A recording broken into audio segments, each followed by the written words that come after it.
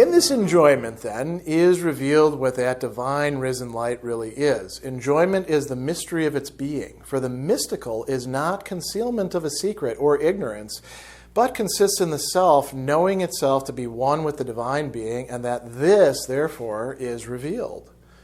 Only the self is manifest to itself, or what is manifest is so, only in the immediate certainty of itself. But it is in this immediate certainty that the simple divine being has been placed by the cult. As a thing that can be used, it not only has an existence that is seen, felt, smelt, tasted, but is also an object of desire. And by being actually enjoyed, becomes one with the self, and thereby completely revealed to the self and manifest to it. That which is said to be manifest to reason, to the heart, is in fact still secret, for it still lacks the actual certainty of immediate existence, both the certainty of objectivity and the certainty belonging to enjoyment. A certainty which in religion, however, is not merely immediate and unthinking, but is at the same time purely the certainty that is known by the self.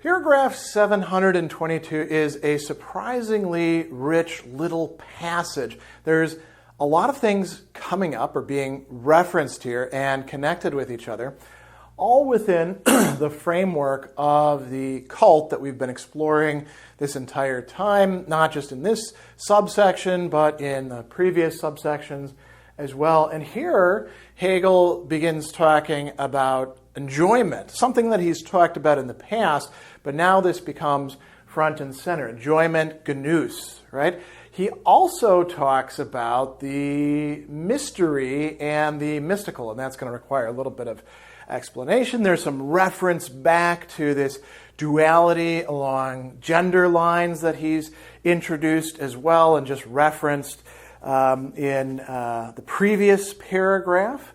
And there's a lot of other distinctions that are quite interesting coming up as well, as including an invocation of reason or the heart. So let's see what we've got going on here.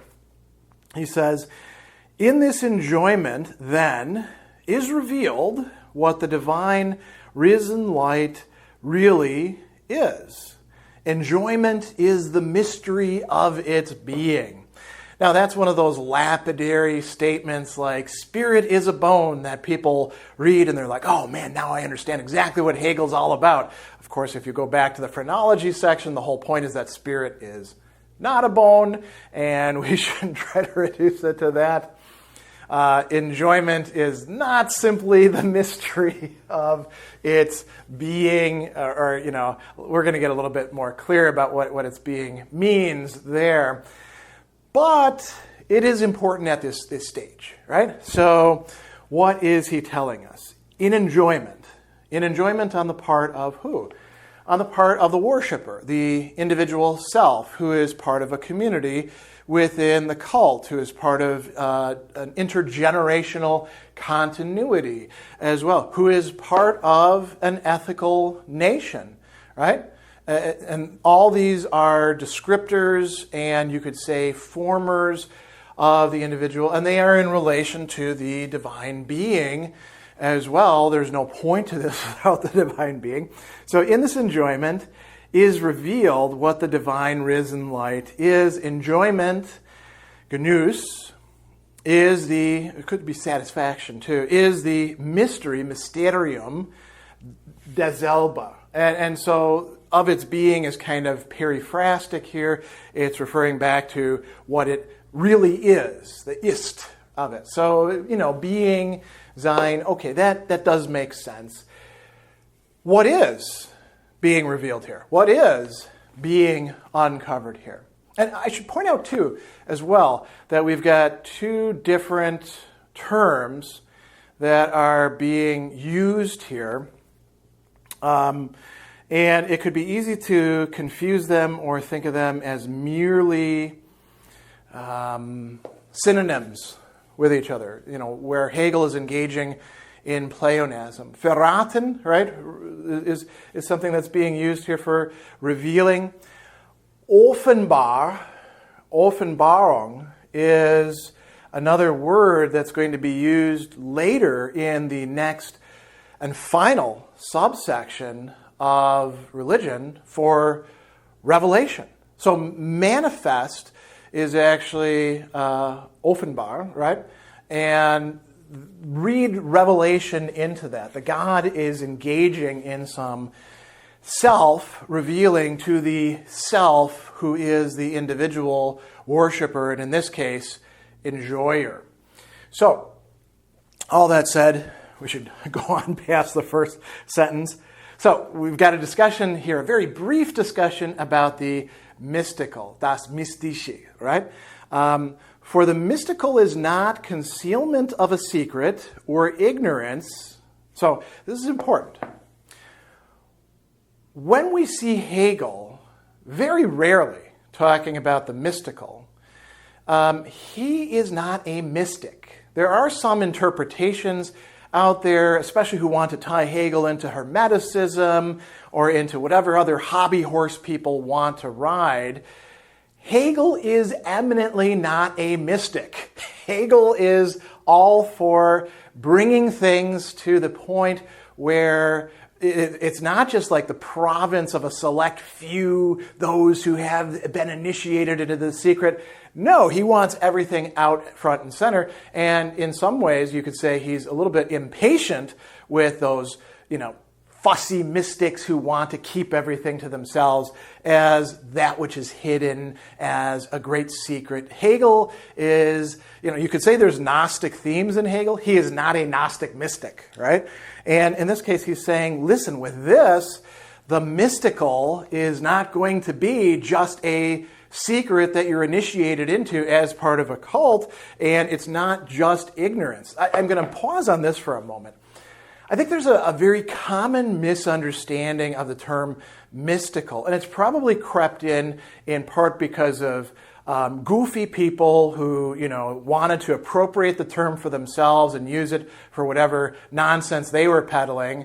And it's also a result of people in the 20th century using mystical or metaphysical as sort of terms of opprobrium to try to reject doctrines. Oh, that's mystical. Put it aside. It's not philosophy, right?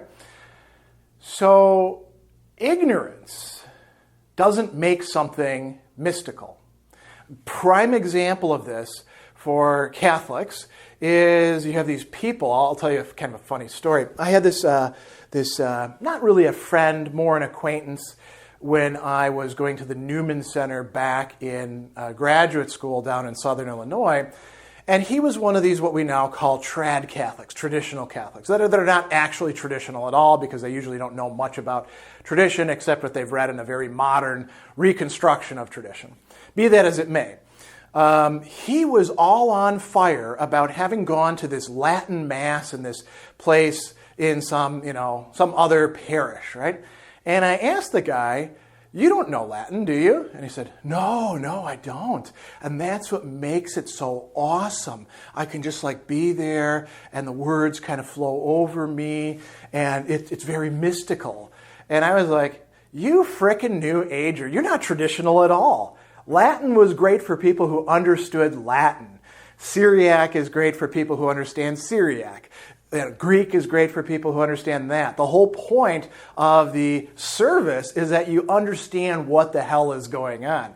My great-grandparents used to have missals that would, and this is a very common thing when the Mass was still in Latin. It would have the Latin on one side, which they didn't know, and then the vernacular language on the other side. In the case of my relatives, French. But in many other people's cases, English or Spanish or pick whatever else you want. The point is to actually understand what the hell is happening. Not to say, ooh, it feels so good. Because that, in fact, would be more like the sense perception or a confused type of desire rather than something that provides meaning, intelligibility in a robust and substantive way. So, what is genuine mystical here? The self knowing itself to be one with the divine being, and that this, therefore, is revealed, not secret, revealed. It comes out. We understand what things are. So he says, only the self is manifest to itself, or what is manifest is so, only in the immediate certainty of itself, but it is in this immediate certainty that the simple divine being has been placed by the cult. You could think of the cult as a place and time and locus and tissue of meaning in which this simplicity becomes possible. And this is one reason why when we look at other people's cults from the outside, we might not understand what it is actually like for a believer, a worshiper, a member to go through that. We approach it in very mediated ways, like reading textbooks in, world religion class, or taking a visit to the local, pick whatever you want, right? It's not quite exactly the same. But within the framework of the cult, this immediate certainty is possible. Now notice what he says next. As a thing that can be used, it not only has an existence that is seen, felt, smelt, tasted, right? So there's this use, there's this engagement with the divine being, perhaps through its statue, perhaps through singing hymns, perhaps through whatever it's going to be, and that is a sensuous experience. So, we can talk about this in terms of religions that are rather iconoclastic as well, to sit in a Quaker meeting waiting for the, whatever is going to prompt you to speak and to notice the surroundings. That is a sensuous experience, right? It's going beyond that, but that is part of it. To go to a Zen center and look at, the stuff within the meditation hall, and to go to a shrine and to go and walk through the garden, that is sensuous. There's elements that go beyond that, of course. To go into a temple and see a figure of the god laden with vestments or drapings or whatever else it is, and to smell the incense, that also is sense perception. So that is part of what the cult offers, but that isn't all that there is.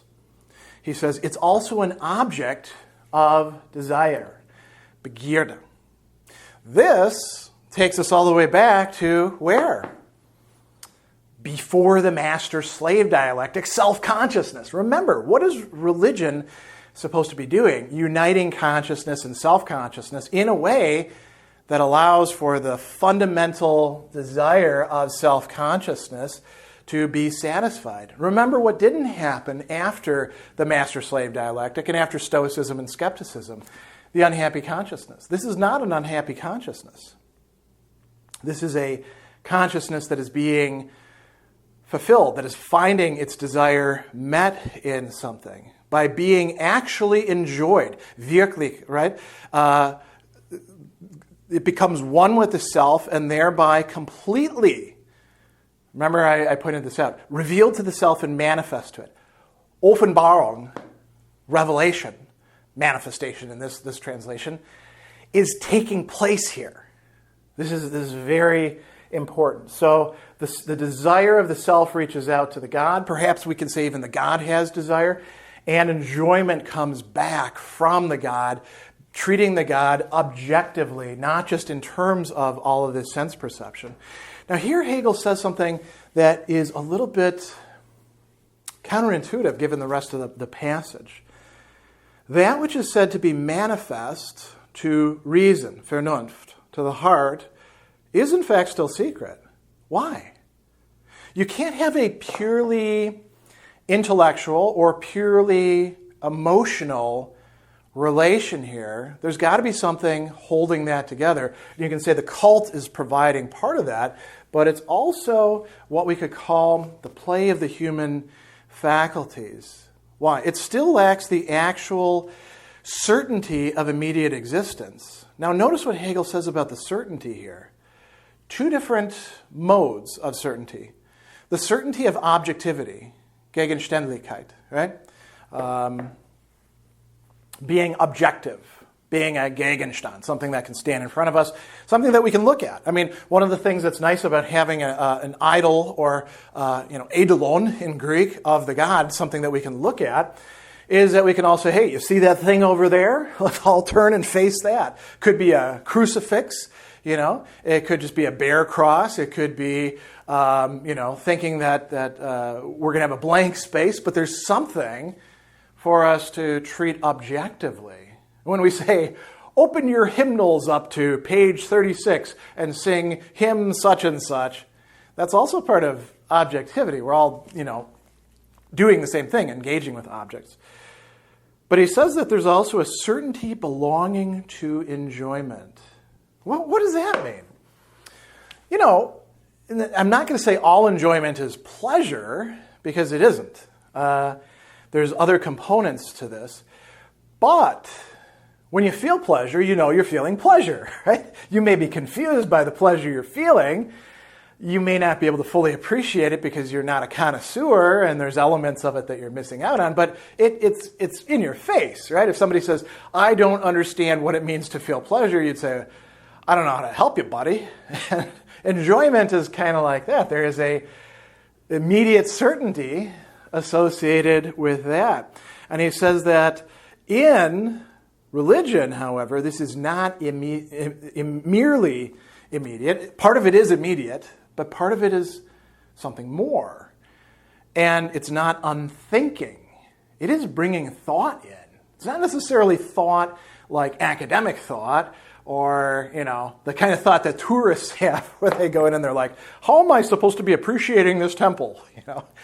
But it is thinking. Thought is involved. And he says, but is at the same time purely the certainty that is known by the self. So there's a kind of self-ratification that is taking place here, that is taking us out of the mystical as mere hiddenness or ignorance and giving us an initiation into something profound that we can experience, not just through sense perception, but through the play of desire and enjoyment or satisfaction.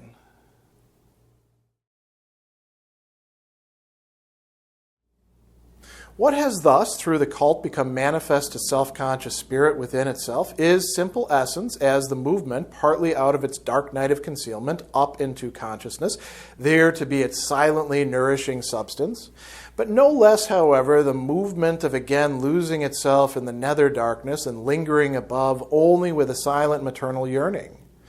The moving impulse is, however, nothing but the many-named divine light of the risen sun and its undisciplined, tumultuous life, which, similarly let go from its merely abstract being, at first enters into the objective existence of the fruit, and then, surrendering itself to self-consciousness, in it attains to genuine reality, and now roams about as a crowd of frenzied females, the untamed revelry of nature in self-conscious form.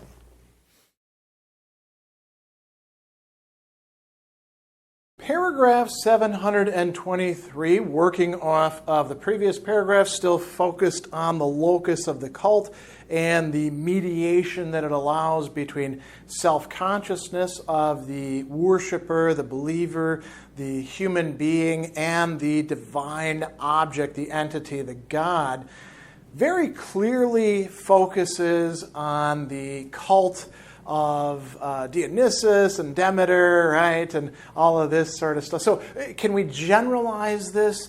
We would have to transpose some of the objects and the manifestations being discussed, but we can certainly learn something by looking at where Hegel is going with this. And I think if you want to understand this, you have to look backwards at some of the other passages, paragraphs, even going back into the last subsection before this, right? So paragraph 721, talking about these two different principles, the feminine principle of nourishment, the masculine principle, the self-impelling force of self-conscious existence, and then going back into paragraph 718, where he's talking about the act of the cult itself, the bread or the grain and the wine, the living Ceres and Bacchus themselves. So you want to keep that in the background. But he says, what is thus through the cult become manifest to self-conscious spirit within itself?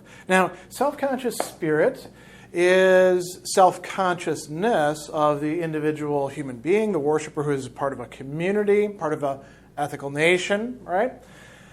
But it could also be said to be on the side of the god to some degree, and the cult is what is uniting them, which does have the implication, by the way, that with the cult gone or broken, it may not have the efficacy in the present that it did back then. So he says, self-conscious spirit is simple essence as the movement, partly out of its dark night of concealment up into consciousness. So we see the motif in the last paragraph of what is mysticism. Mysticism is not about hiding stuff. Mysticism is not about ignorance. Mysticism is not about woo-woo spirituality. It is about revealing things. The mystical winds up being what does get shared and brought to light, revealed, right? Brought into a shared experience. So he says that there to be its silently nourishing substance, but no less, however, the movement of again losing itself in the nether darkness. In what is nether, right? That which is below, that which remains below. Something that we've seen discussed much earlier in the spirit section. So losing itself again in the nether darkness and lingering above only with a silent maternal yearning. So we've got this polarity of masculine and feminine coming up. Again, we've got the nether darkness inhabited by this silent maternal yearning. Muttersehnsucht, right, is the term that Miller is translating there. So maternal, definitely there. Yearning, definitely there, right? And so this shows that desire is not just on the side of the worshiper. There's also something on the side of the divine to show itself, to connect itself with us. And then he brings in the masculine. The moving impulse is, however, nothing but the many-named, Phenomenon, divine light, Licht, of the risen sun and its undisciplined, tumultuous life. Now, the undisciplined, tumultuous life, the German doesn't actually have that. It just has, Talmundes, which could be tumultuous, could be staggering, could be reeling, could be undisciplined if you like. It could be, the general thing is it's kind of flailing about. It has desires, but it doesn't quite know how to realize them. So we've got desire on both, we won't say sides, let's say polarities, right? We've got the feminine and the masculine, and the feminine is expressing itself through this sort of inchoate yearning that is not being articulated. The moving impulse is perhaps too articulate, right? It's all over the map. And we get a really interesting crossing, a chiasm, if you like. A chiasm is a rhetorical figure, which is an X. It comes from the Greek word chi, right? X. And which looks like that. And what we've got going on is both the masculine and the feminine being demarcated, differentiated, but also being mixed together and interfused, because this tumultuous life is going to show itself as the masculine in something that's directly tagged as feminine, and this sort of mute desire, mother-like desire, maternal desire, is also going to show itself in what is being offered to the worshiper for consumption. Again, going back to paragraph 718 in the previous paragraph, discussing how the cult works. So he says, this moving impulse, its undisciplined, tumultuous life, which similarly let go from its merely abstract being, first enters into the fruit. The fruit here is a stand-in not just for fruit, but for the wine, the bread, the grain, whatever it is that we're offering and consuming, right? And we could say the vegetable products. We might also tie this in with the animal sacrifice, although we don't need to. Hegel's he's leaving that to the side. And this consumption is of something that has a Dasein. It has an existence. But it's not just an existence. He says objective existence, Gegenständliche, right? So this is something that the self-conscious worshiper in the services, in the rituals, consumes, and consumes as part of the meal, not just with the God, but of the God, because the sun has produced the fruit, right? But also the soil has produced the fruit. It has given the body of the God in a tangible form that, going back to the previous paragraph, can be smelt, tasted, seen, I guess you could say heard, if you're slicing it, and there's that sloppy sound of slicing, but more odor and taste and sight, right? I guess you could say touch as well. But then there's another aspect to this. So he talks about it as surrendering itself to self-consciousness and attaining to genuine reality. So it surrenders itself. It's described as sich hingeben, right, to self-consciousness. What does this take on? Genuine reality as opposed to objective existence. Genuine reality, Eigentlichen, Wirklichkeit, right? Wirklichkeit, reality, actuality, presence, more than just mere existence. But here's where it gets very interesting. How does it take that on? Is this like superfruit? No, it's not about the fruit at all now, except perhaps the fruit providing a mediating thing as perhaps fermented or something like that.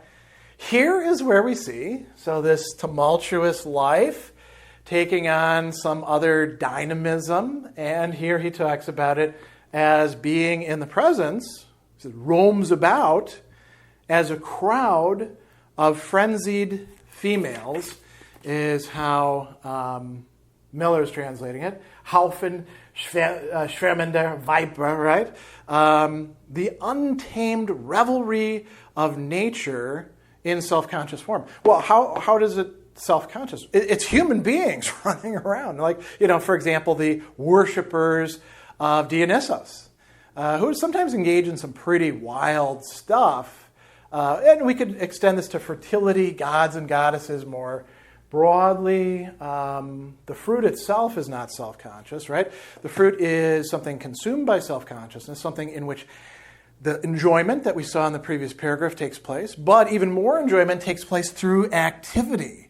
So we have these two sides on the part of the God expressing themselves. The desire that is there, mute, hidden, active, producing the fruit, perhaps also feeding into the frenzied crowd. And then the moving impulse of the light of the sun that can be too many things and is brought to self-consciousness through this crowd, which, you notice, self-consciousness could look at as something apart from itself, or it could participate within.